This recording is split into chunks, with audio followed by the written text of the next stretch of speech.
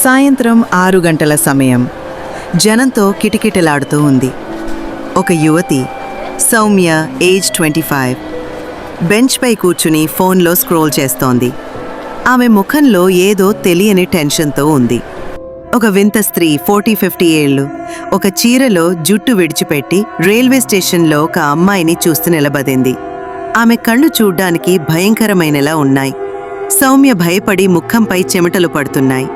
కళ్ళు విశాలంగా తెరిచి దూరంగా అపరిచితురాలు రెప్ప వేయకుండా అలాగే చూస్తూ ఉంది. ఆమె ముఖంలో చిన్న చిరునవ్వుతో ఉంది. రైల్వే స్టేషన్ రద్దీగా ఉంది, కానీ ఎవరూ ఆమెను గమనించడం లేదు. అపరిచితురాలు నేలను తాకకుండా నడుస్తూ చీర నేలను గీసుకుంటూ వస్తుంటే సౌమ్య భయంతో వెనక నడుస్తూ ఉంది.